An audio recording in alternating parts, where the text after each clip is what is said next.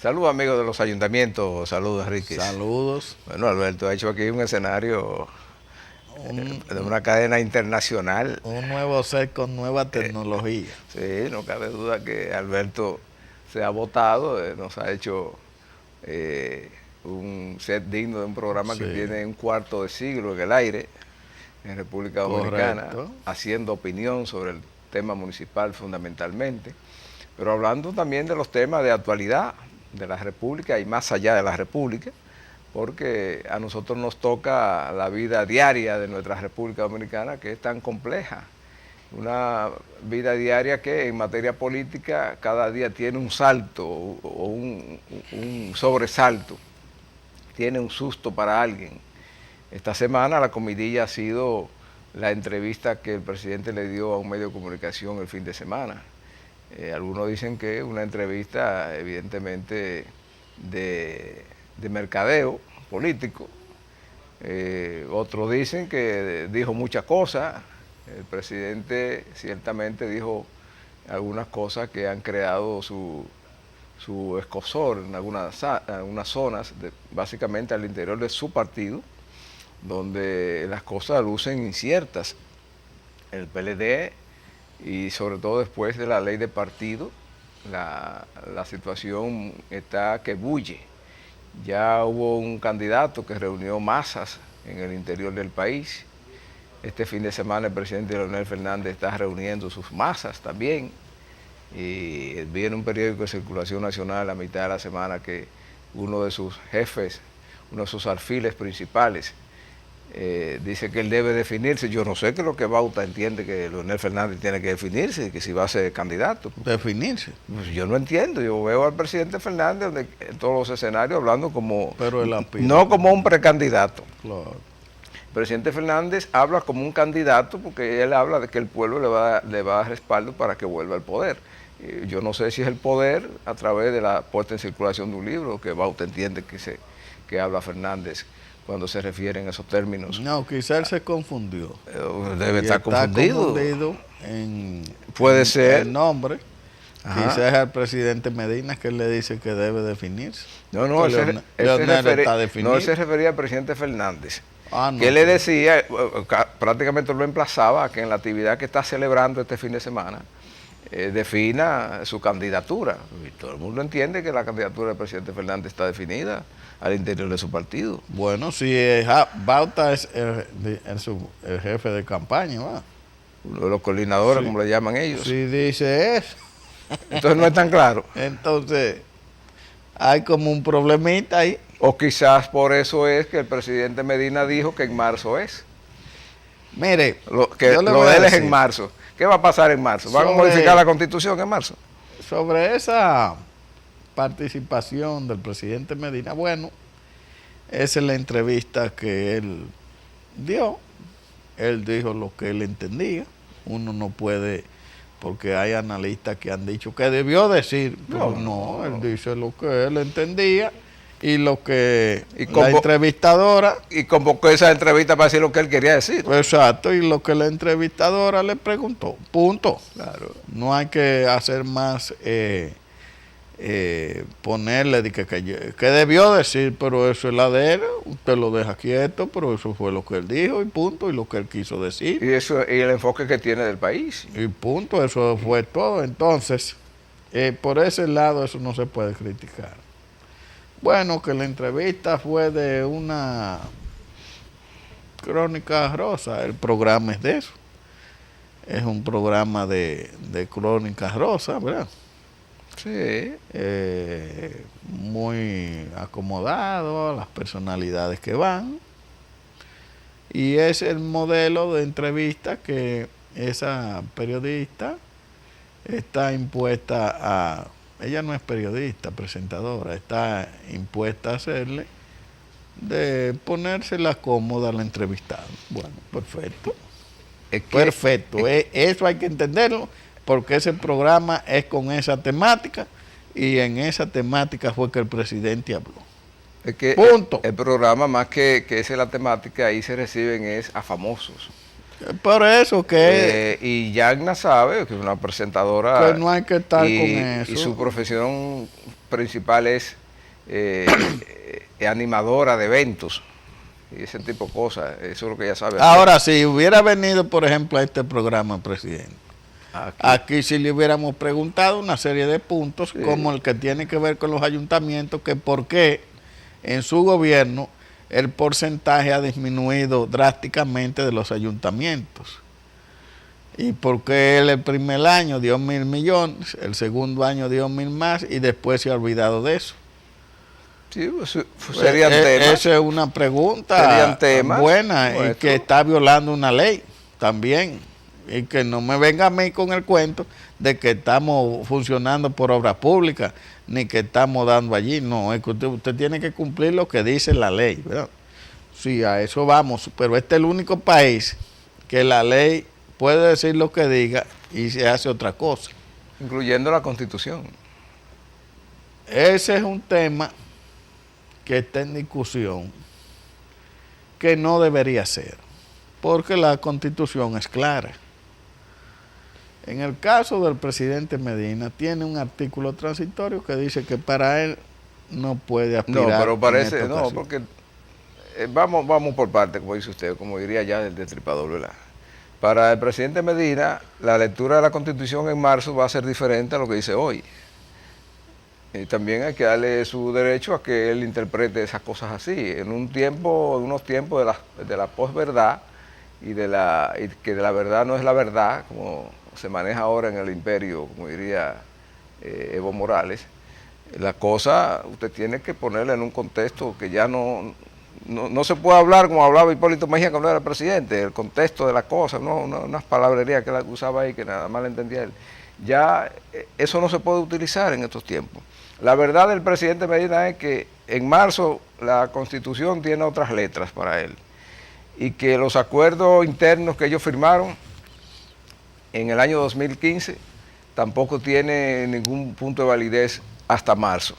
Entonces, esas son realidades relativas o posverdades que hay que manejar. Ahora, un periodista que no es tal, no tiene necesariamente que manejar esos conceptos. Y sobre todo si las simpatías están de ese lado. Hoy día, lo que hacen los jefes de Estado, que todos tienen problemas a nivel universal, de una u otra manera, es que tienen sus medios favoritos donde van.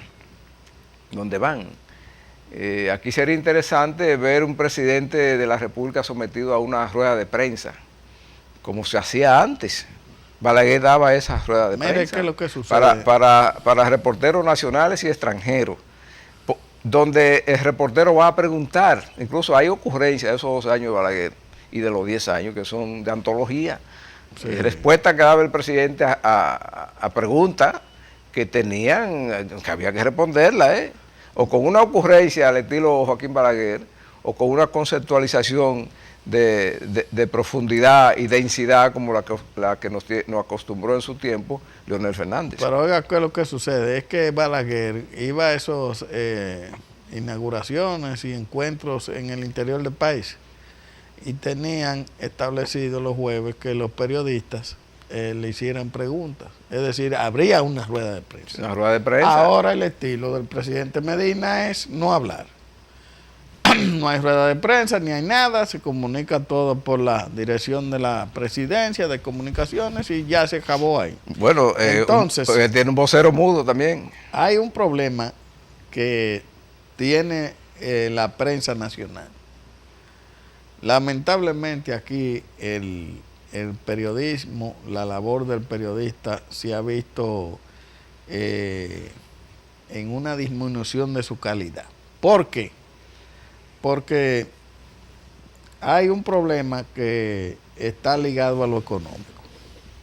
En el asunto de la prensa hay dos cosas. Primero, grupos económicos dueños de medios.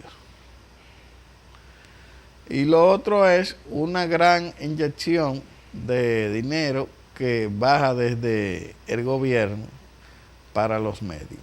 Y eso ha hecho una especie de censura a las críticas ácidas al gobierno. Y ahí es que surgen las llamadas bocinas porque no solamente hay periodistas bocinas y comunicadores bocinas, sino que también hay medios bocinas que tocan la música que tiene el gobierno, y esto se entiende porque si usted analiza... Y no necesariamente el gobierno, doctor, hay medio bocina para otras instancias públicas y privadas. Si usted analiza los medios, cómo se están desenvolviendo, la verdad es que aquí la publicidad está muy reducida. Entonces, el mayor contratante de publicidad y de que genera recursos para estos medios es el gobierno. Entonces, ¿qué hace el medio? El dueño del medio se acomoda al gobierno para que le lleguen parte de los recursos. ¿Qué hace el periodista? Se vuelve una bocina para que también le lleguen sus recursos. Eso habrá que analizarlo más profundamente. Pero en esa parte, quien deja de ganar es el periodismo como tal. Y deja de ganar la ciudadanía porque a la vez no es orientada debidamente. Y eso lleva a que muchos funcionarios, como tienen el poder de distribuir fondos, de usar fondos públicos, entonces se creen que son gente intocable, gente que pueden hacer lo que quieran, y lo lleva muchas veces a hacer cosas indebidas. En el caso de la presidencia de la República, para nadie es un secreto que es la mayor, tiene la mayor agencia de contratación de publicidad del Estado, un tal DICOM, Dirección de Comunicaciones del Poder Ejecutivo. Y eso dan anuncios, dan a qué sé yo qué, una serie de maneras de cómo fluir el dinero, y eso entonces ha ido adocenando el pensamiento de los periodistas y de la profesión que está ahora mismo en cuestionamiento. Lamentablemente, aquí en la República Dominicana, que había un periodismo perspicaz, un periodismo de mucha investigación, de muchas preguntas de la situación, lamentablemente ahora tenemos que los que llegan al Poder Ejecutivo, como tienen esa llave de recursos, hacen que el periodista no signifique gran cosa, sino que ya está comprado, y como está comprado dice lo que a mí me conviene. Eso lo propicia también el silencio de los funcionarios que tienen que comunicarle a la población las cosas.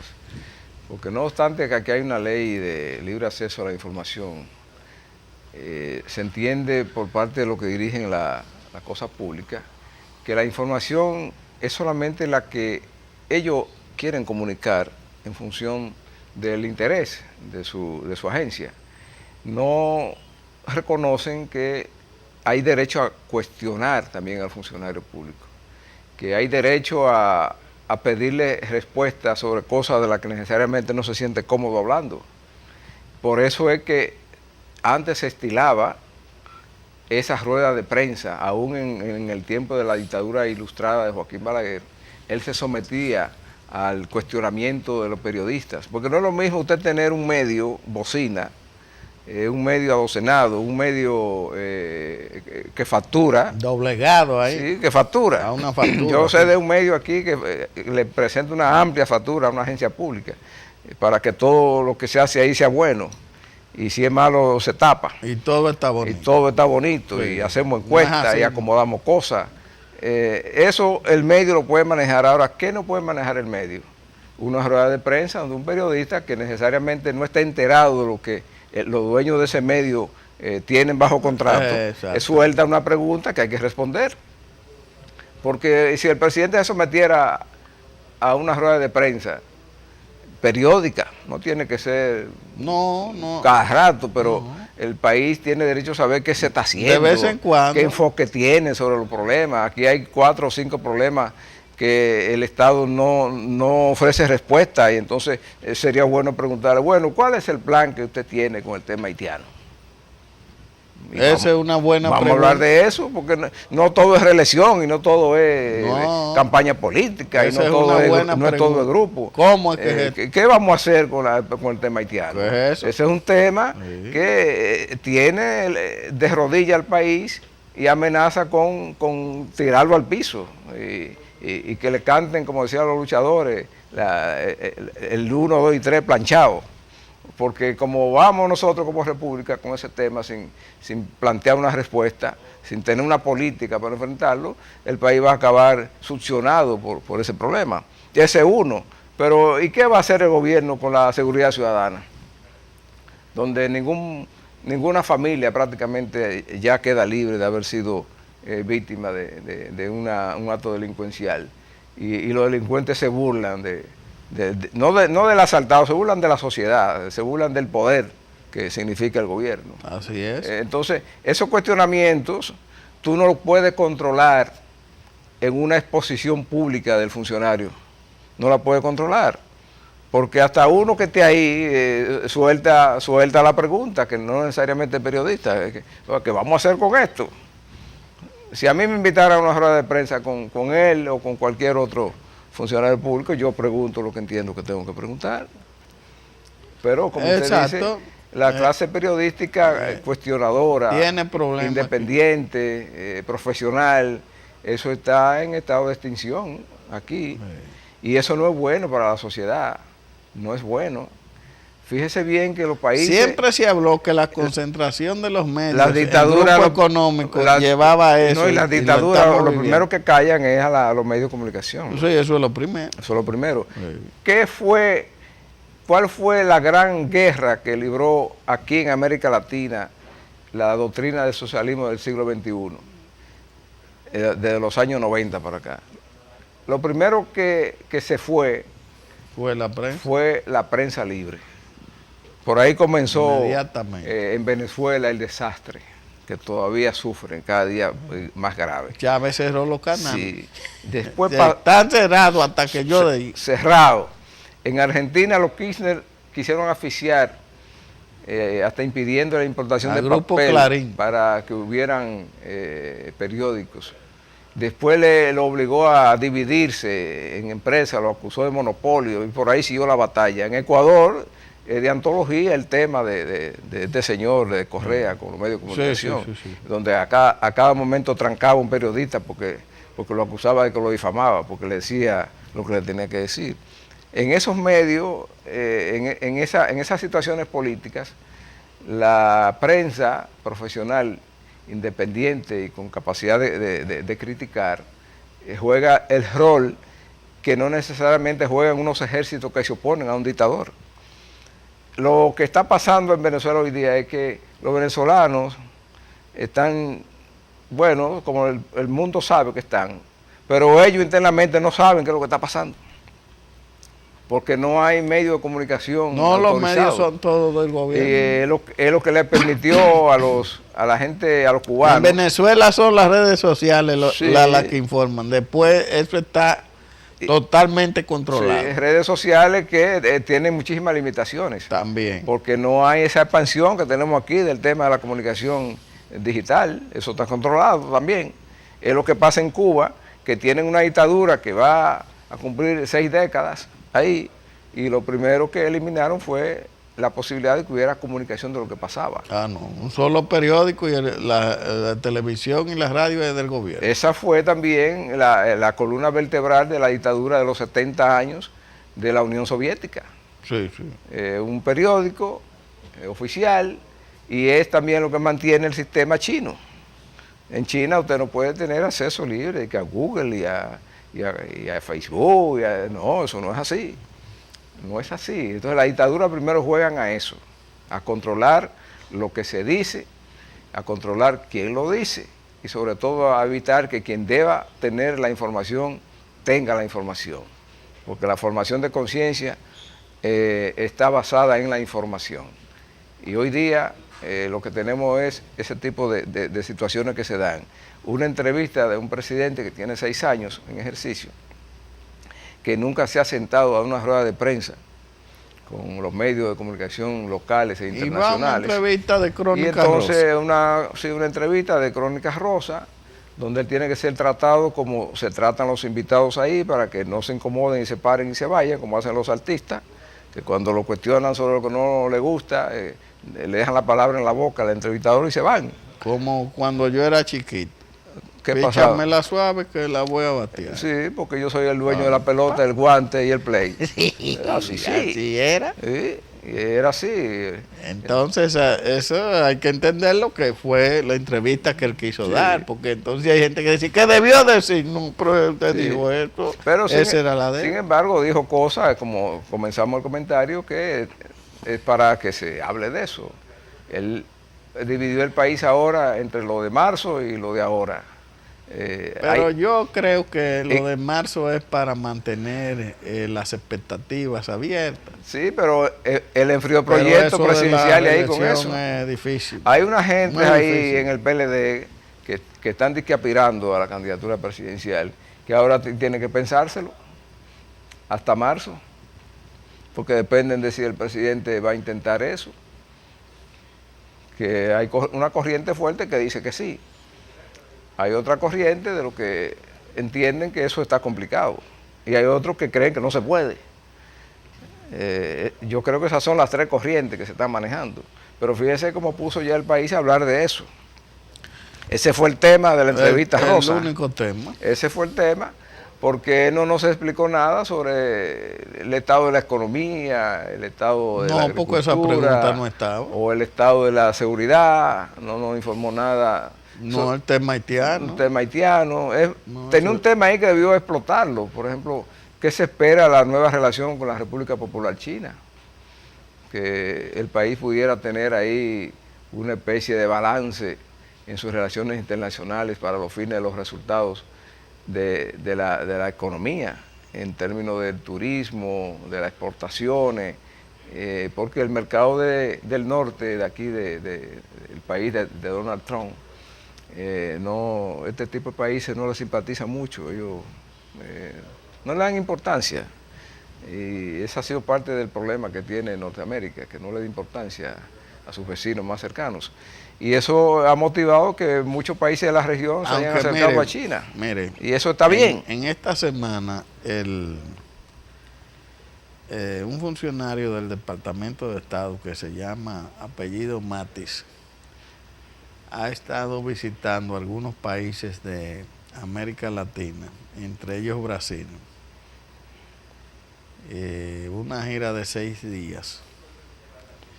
Y la preocupación principal es el problema con las relaciones con la República Popular China. Usted sabe que la República Popular China ha hecho una nueva ofensiva internacional que se llama la nueva ruta de la seda. Y en esa medida ellos han ido captando una serie de países que no tenían relaciones con ellos. Y eso ha ido debilitando la influencia de los Estados Unidos. Ya los Estados Unidos se han dado cuenta y han mandado al señor Matis, a este funcionario, a empezar a recomponer las relaciones con esos países, porque ya ellos están viendo una amenaza en la ofensiva que tiene la República Popular China. Fíjense que en esta semana también El Salvador, que tenía relaciones con Taiwán, también rompió. Sí. Y ya en Uruguay firmaron un tratado de libre comercio, entre Uruguay y la República Popular China, con esa estrategia de la nueva ruta de la seda. Los chinos están muy agresivos en el plano internacional, y ya usted sabe que la República Dominicana hizo lo mismo, y que se espera que en los próximos meses el presidente Medina vaya ya a Beijing a seguir concretizando las relaciones. Es decir, Medina iría a Beijing, no a Washington. No a Beijing. Que a Washington no lo han invitado nunca. Porque no lo han invitado, porque usted sabe que hay problemas. Vamos a una pausa para analizar esos problemas, que yo está, creo que hay problemas. Se ven problemas en el horizonte de las relaciones dominicanas con Estados Unidos, sobre todo con el grupo que ahora dirige la cosa pública aquí en la nación. Pausamos.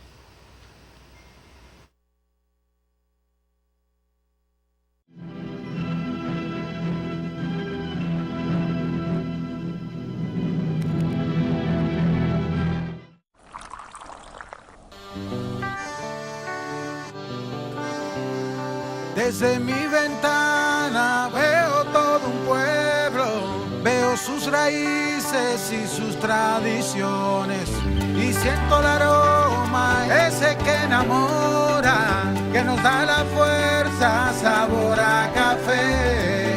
Y en toda la tierra reina la esperanza, también los recuerdos que nos hacen crecer. Estés donde estés, nos une el aroma que sabe a café.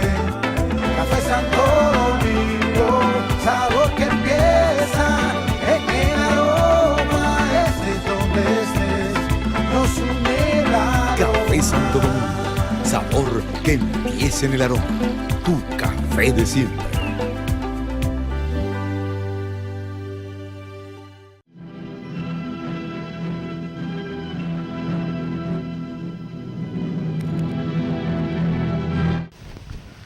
Parece que sí que hay problemas entre la armonía de las relaciones dominicanas con Washington, o Santo Domingo, Washington, como se estila en el lenguaje diplomático, porque no se nota una atención de Estados Unidos al grupo que gobierna. Lo que se nota es que lo puyan con mucha frecuencia y de manera puntual.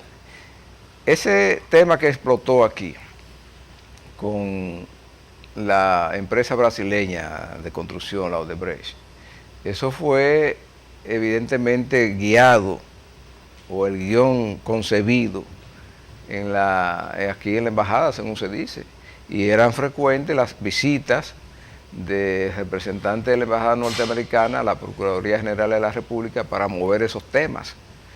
También ellos fueron los que estuvieron detrás del caso del senador de San Juan de la Maguana, agitando con eso, que últimamente volvieron a poner en la palestra el tema.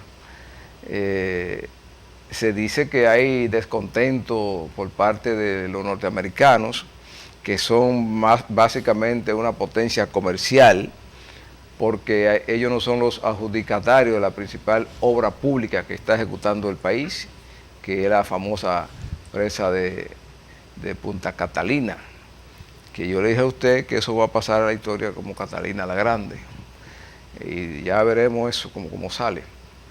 Pero el hecho de que el presidente Medina, que tiene 6 años en ejercicio, tenga, según se dice, planes de desplazarse a la capital china, a consolidar esas nuevas relaciones diplomáticas y comerciales con ese gigante asiático, y que no haya recibido nunca una invitación formal para que visite Estados Unidos, dice mucho de lo que está pasando.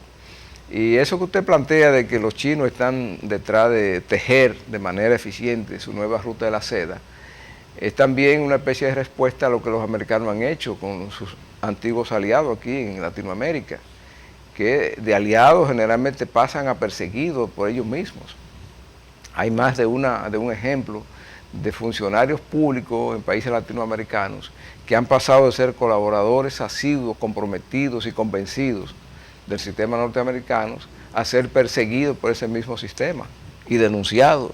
Es más, ellos han creado una llamada Agencia por la Transparencia, que la quieren expandir por toda América Latina, para perseguir actos de corrupción de los funcionarios públicos, pero actos de corrupción que afecten el interés norteamericano. Eso es lo que ellos persiguen.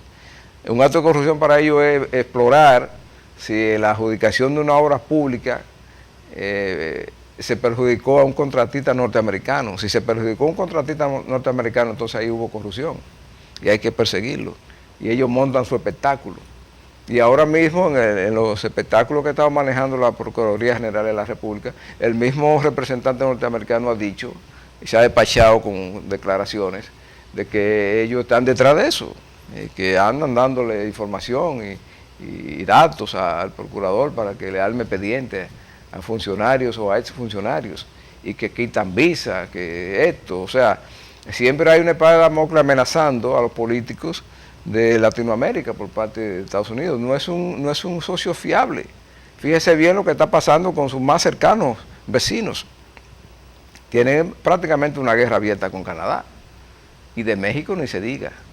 Justamente hace unas horas que el presidente norteamericano acaba de ratificarse en su acusación de que los migrantes mexicanos son los bad hombres, como él dice, son los hombres malos. Entonces, así no va bien. Es más, China poco agresiva es.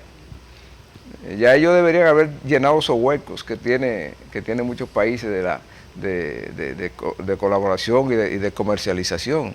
Porque otro método que usa Norteamérica, Estados Unidos, es amenazar de una vez a los pequeños países con que le va a quitar la ayuda de tal cosa si no pasa tal cosa.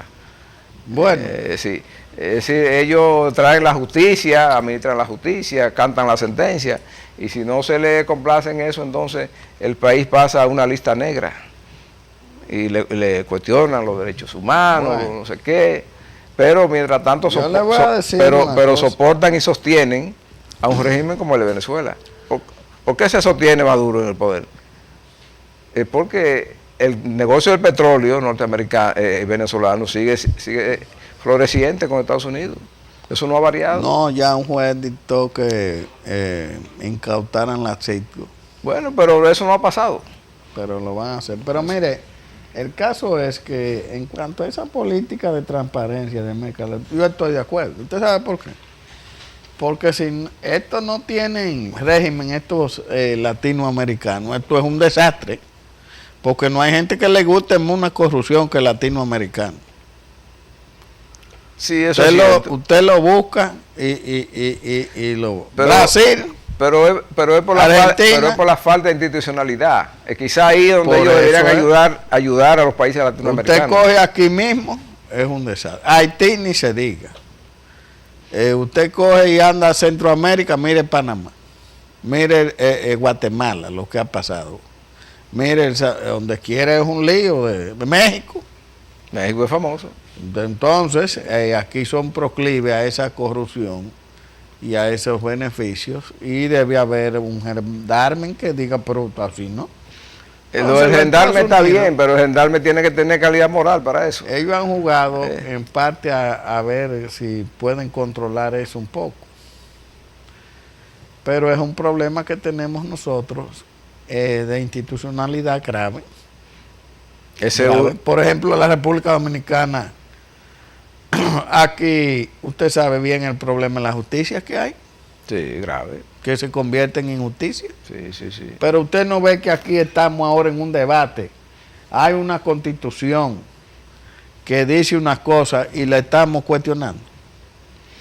Que si va, que si no va, que si van allá al Tribunal Constitucional, pero eso no es tema. Bueno, y la cuestión es que un juró respetarla. Eso está ahí, punto, y ya, eso está ahí y está puesta ahí. Mire, yo no soy de Leonel Fernández, nunca he sido del PLD ni. Pero las cosas buenas hay que decirlas. ¿Qué hizo Leonel Fernández? Bueno, ya en un periodo que no había esa presión electoral, dijo, vamos a reformar la Constitución. Hicieron una reforma completa. Consensuada. Además. Se consensuó una comisión de juristas, eso en el Congreso tuvo meses en esa discusión. Esto se proclamó el 26 de enero del 2010. Del 2010. Las elecciones eran en el 12. Sí, en un buen momento. Buen momento. Esa constitución había que ajustarla ya a la época, ¿va? Bueno, está bien, eso está ahí. No, después vino Danilo y la modificó para favorecerlo a él. Y ahora quieren cuestionarla, que la misma que él modificó, la está él mismo cuestionando, que si esto, que si aquello, que si va, que si no va. Pero no, por eso es que la institucionalidad aquí se ve siempre atacada y cuestionada, porque no tenemos una seriedad en las cosas. Y nuestros políticos Es un problema propician serio eso. que hay aquí en la psiquis del político dominicano y de la misma gente. Sí, hay una declaración. Un problema serio. El mundo empresarial se ha pronunciado en estos días. Yo estoy en contra de y eso. yo estoy de acuerdo con ellos en función de que la institucionalidad es el mejor, Hay que es el respetarla. mejor ambiente para los buenos negocios. Ellos hablan como comerciantes, como capitanes de industria, pero están en su derecho de reclamar que se respeten las reglas de juego. Porque si no se respeta la ley suprema, que es la Constitución, ¿Y en qué está? ¿qué se espera que se respete? Nada. Tú podrás decir, bueno, ustedes no son políticos para estar hablando de eso. No, son ciudadanos y derecho tienen. Claro. Derecho tienen y sobre todo no son ciudadanos comunes y corrientes.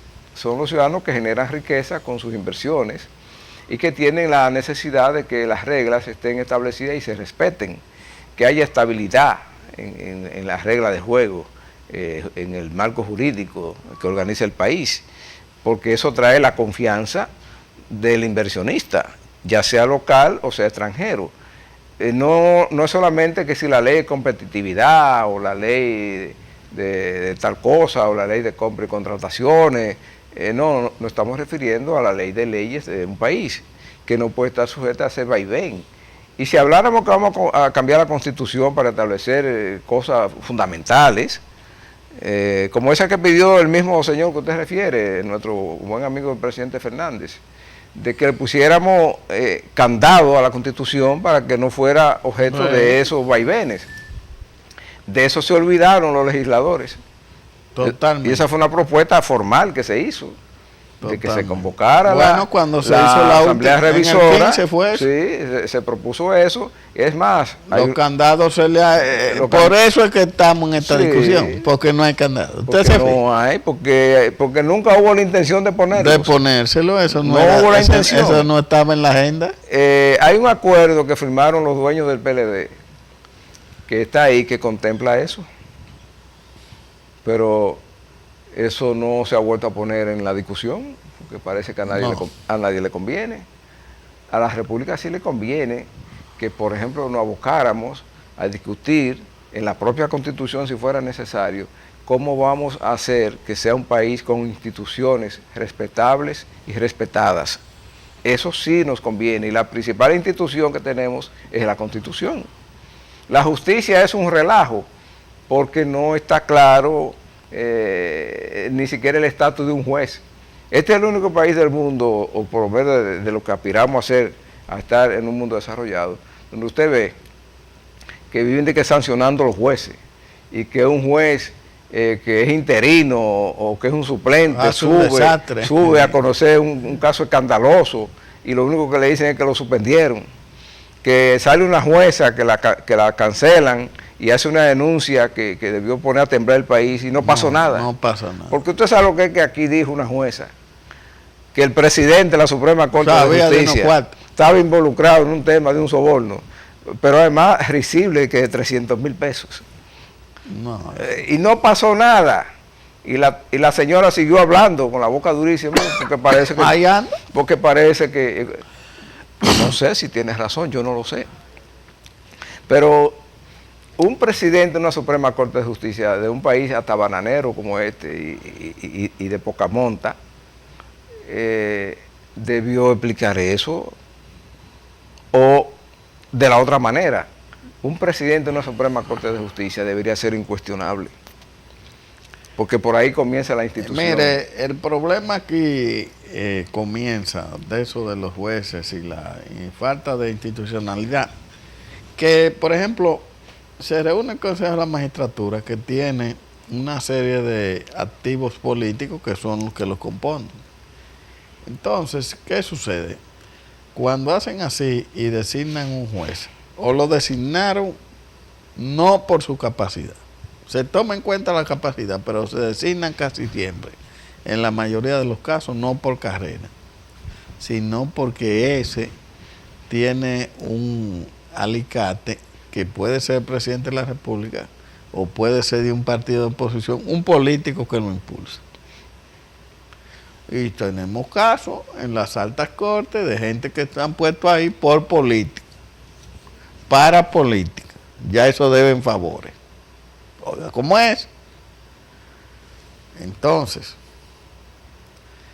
la inestabilidad de que si tú no te embuenas con el que está dirigiendo el Poder Ejecutivo, eso te causa problemas, lleva a que los jueces entonces en sus decisiones sean sesgadas por ahí. Porque el que tiene el Poder Ejecutivo en este país es el Dios, es el que manda. Eso es una cosa que hay que verla. Y si usted toma una serie de hechos que se dan, aquí el dominicano es proclive a estar con ese de que, como le decía el abuelo suyo, con el que está. Estar con el que está, como decía don Benito.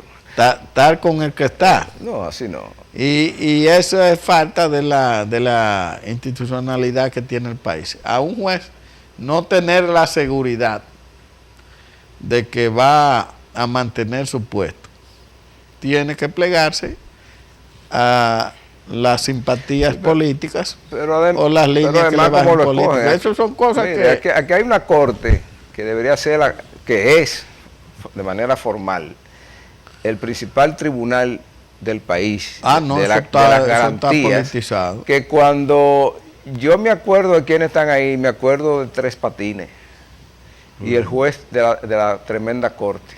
Ahí hay una serie de jueces que son los jueces de Tres Patines que están ahí. Sí. Entonces, un país manejado así, por una corte, por un juez tipo Tres Patines, el juez de la tremenda corte, que decía Tres Patines, con unos tremendos jueces, escogidos como han sido escogidos y mantenidos ahí como se ha mantenido, no es lo que va a fortalecer la institucionalidad. Eso no es lo que va a fortalecer la institucionalidad. Por ahí andan una serie de personalidades que deberían ser los jueces de la Suprema Corte y del Tribunal Constitucional. Que caen por gravedad. ¡Pam! Sí, son personalidades. Pero y además deberían ser... pero cuando usted vio ahí que iban a los exámenes... deberían ser jueces inamovibles. Gente con mucha capacidad fueron descartados. Sí. Sin embargo, pusieron otros porque por vinculaciones políticas. Hay unos tiguerones ahí que, mire... que eso no tiene nombre. Que no lo conoce la gente, pero que uno que sabe, le sabe el pedigrí, uno sabe que son jueces de la tremenda corte, de esa tremenda corte que tanto nos hizo reír en nuestro tiempo de muchachos. Y ese es el flagelo que afecta a toda la República. Pero, sin embargo, en eso no interviene el poder del norte. Ellos intervienen en aquellos casos, insisto yo, en que se ven afectados intereses. Si ellos quisieran ayudar al país, pudieran... ¿Por qué no trajeron el modelo de la Suprema Corte que ellos tienen? En vez de traer la ley de compra y contrataciones. Era mejor traer primero un modelo de justicia respetable, como es en Estados Unidos, y confiable, y que a partir de ahí se irradiara un criterio institucional para la República en el que se base lo que deberíamos tener. Pero aquí una también, sociedad con garantías. Aquí también el cuerpo legislativo es demasiado, se adocena demasiado también a lo que digan otros países. Porque, mire, está esa ley, la de contrataciones, que habría que haberla ajustado aquí a este país. Sí, pero no esa loquera que pero nadie le marcha ahora. Y no, nadie se atreve. Igual que sucede con otras leyes, como la ley de lavado, que está causando serios inconvenientes. Eso fue una temeridad. Que está causando serios inconvenientes. Esa fue una temeridad. Una ley importada. En sectores del país, sí, porque esa ley la calcaron. Esta es la que va. Y no la ajustaron aquí a nuestro país. Entonces ahora esa ley está causando inconvenientes en sectores productivos importantes de la vida nacional. Sí. Porque es una cosa demasiado rigurosa. Sí, entonces esa debería ser la orientación. Pero el legislador de la influencia. No tiene esa visión, sino aprobar porque vino de qué sé yo quién, que eso no es así. Pero da brega aprobar leyes tan esenciales como qué vamos a hacer con la delincuencia o qué vamos a hacer con No, eso no se qué vamos a hacer con las relaciones con el vecino país. Todo eso debería estar dentro de unas normas claramente establecidas, unos procedimientos y unos protocolos, que los legisladores aquí no se dan tiempo para eso, y que en eso el gran hermano de Norteamérica no le interesa, en eso no nos ayudan.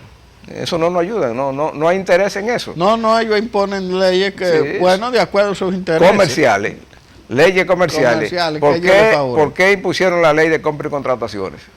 Para obligarnos a que las compras públicas se orienten al mercado que ellos representan, el mercado norteamericano. Que ahora está desvirtuado. Bueno, sí, pero porque que eso ha cogido otro ritmo. es impracticable además. Por ejemplo, aquí hay un ministerio de lo más importante, que ahí no hacen licitación de nada. No, siempre buscan la trampa. Y dan obra y dos. Sí. Eso como, ¿Te entiendes? eso como cuando quitaron los aranceles por el Tratado de Libre Comercio a la importación norteamericana. Ah, sí. ¿Y qué es lo que más importa de Estados Unidos? Vehículos.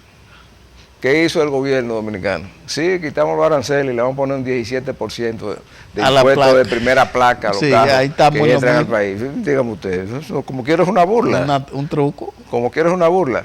Vamos a una pausa.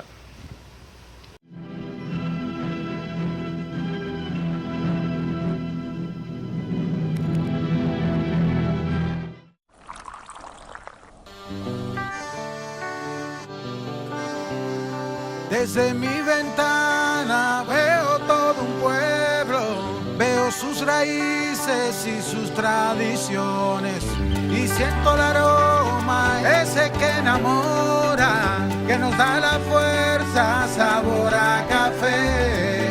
Que en toda la tierra reina la esperanza, también los recuerdos que nos hacen crecer. Estés donde estés, nos une el aroma que sabe a café. Café Santo Domingo, sabor que empieza en el aroma. Estés donde estés, nos une el aroma. Café Santo Domingo, sabor que empieza en el aroma. Tu café de siempre.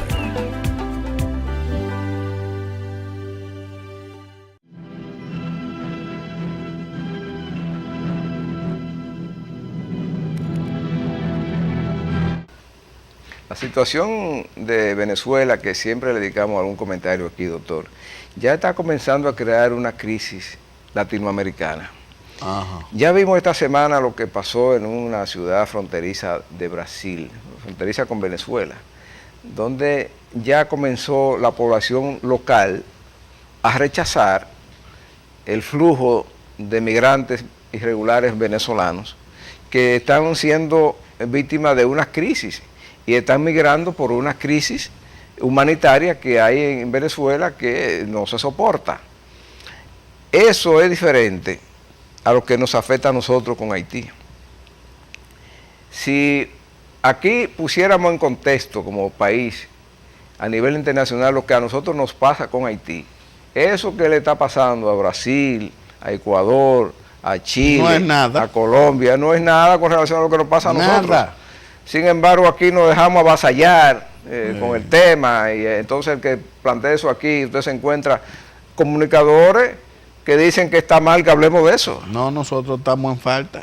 Estamos en falta. Oiga, los afectados estamos Sí. en falta. Por ejemplo, ahora, el fin de semana pasado, hubo un intercambio de disparos en la aduana de Jiménez con unos haitianos que se iban. Bueno, el presidente haitiano dijo que nosotros habíamos invadido su territorio.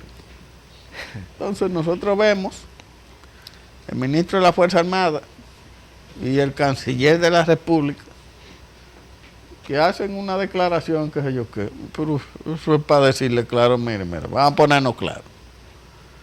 Si hay alguien que invade permanentemente este país, son sus haitianos, sus ciudadanos, Irregulares. que viven aquí sin haciendo documento. esto y esto y poner las cosas claras. No, Si vamos a hablar del tema, ¿verdad? no hay interés. Pero entonces eso corre de una vez internacionalmente. Ay, los pobres haitianos, porque es así que lo ven. Que lo agredimos. Entonces, que lo estamos agrediendo. Nosotros los agredimos. Cuando ellos son los delincuentes de verdad, que tienen un lío con esa frontera y ese cemento ahí. Que eso no tiene nombre. Entonces, vemos también los funcionarios, que es una línea gubernamental del Palacio, debe ser del gobierno, que es muy... Que de eso no se hable. Muy suave. No, que de eso no se hable. Con los haitianos. También hay unos grupos económicos aquí dominicanos que unos patos, qué sé yo qué, que hay gente aquí pensando del comercio y de otras áreas que piensan en un gran mercado que cubra Haití también. Oigan, hay que entender una cosa, ellos son ellos, tienen su país, ¿verdad? Con sus problemas, su pobreza y sus cosas. Y nosotros somos nosotros, Sí. que tenemos nuestro país con nuestros problemas y nuestras cosas. Sobre todo con nuestras costumbres. Pues entonces que son- no podemos, que son este diferentes. país no puede absorber a Haití, eso no es verdad. Ahora, Pero no hay aquí para los dominicanos. no. Y va a haber para los Pero- haitianos. Usted no ve la deficiencia en salud, Pero eso la es lo- deficiencia en agua, Sin embargo, la lo deficiencia que en nos ha que tocado, vamos a tener ese lo que cambio. nos ha tocado es absorberlo y eso es lo Lo hemos absorbido, pero que aquí los gobernantes no dicen nada y lo hemos y absorbido. lo dejan a Sí, pasar suavemente. los hemos en absorbido estos últimos años. lo hemos absorbido porque el Estado es indiferente a esa realidad. Entonces yo no sé en qué lamentablemente. conviene eso. ¿En qué conviene No, eso? en nada. Lo que quise poner el tema es para que la República se ponga y se active, se ponga en el tema y se active con relación al tema migratorio que tenemos. Uno La de los desgracia juramentos. humanitaria de Venezuela debería ser un motivo para que nosotros expongamos nuestra propia desgracia migratoria. Uno de los juramentos de un presidente de la República es defender su territorio. Sí, eso es esencial. Y la integridad del Estado, Exacto. la integridad de la República, es por ahí. Entonces yo veo a esta gente que llegan y se le mete una blandinguería. Fíjese que en Ecuador y en Brasil ya prohibieron que tienen que ir con su pasaporte y que se lleve, poniéndole todas las trabas del Claro. mundo a los venezolanos que están huyendo de una crisis económica. Y bueno, ellos están controlando porque ya el problema lo está afectando. Pero aquí no afecta y no decimos nada. Es indiferente aparentemente. ¿Y qué es esto? Y este es un país muy pequeño comparado con Haití, con Ecuador y todo eso. Sí, sí, que no soportaría lo que Brasil puede soportar. No. Brasil puede asumir la población entera de Venezuela y no entera, pasa y nada. no pasa nada. Y no pasa nada. Sin Y embargo, sobra tierra y de sin embargo, la propia población en esa ciudad fronteriza entre Lo Venezuela sacan y a Brasil, palo, lo queman todo. quemaron un campamento de irregulares que habían ahí y por suerte no hubo desgracia más Mírelo allá ahí, que las mírelo pérdidas ahí. materiales. Ahí está. Pero es un ejemplo de lo que puede pasar aquí también. Que el pueblo se Que como si dicen las nuevas, se empodere. se empodere y Hemos- acabe con Hemos todo. hablado de eso aquí en los ayuntamientos y no se le presta atención al tema migratorio haitiano, al tema de los irregulares, al tema de cómo el empleo aquí ha sido traspasado a una mano de obra de irregulares, que no extranjeros, sino de irregulares, porque nosotros no nos oponemos que hayan extranjeros. El mundo es uno solo y debería ser un mundo sin frontera, pero es sin frontera cuando usted cumpla con las normas. Exacto. Es decir, para mí no hay frontera con relación a un país que me deje entrar. Eso es todo. No, legalmente. Es que me deje entrar. O sea, yo no puedo aparecerme en Francia sin una visa. Pero mire ahora mismo. ¿Por qué ahora no voy a mismo, entrar? Usted oye que hay problemas con dominicanos que se van de manera ilegal allá a los Estados Unidos. Porque le dicen que no pueden trabajar, que no pueden hacer lo correcto. Eso está bien. Ellos están defendiendo Sí, su sí, territorio. sí. Usted llega como turista, bueno, Y habrá, turista. y habrá que ver en qué porcentaje, ya cerrar los ayuntamientos, ha disminuido la entrada de irregulares dominicanos a otros países, porque los países han tomado control de su migración. Sí. Y ya no es tan fácil como antes que usted apareciese en Estados Unidos y que con un pasaporte macheteado. Eso no se usa eso ya. se acabó. Bueno, los ayuntamientos regresan la próxima semana.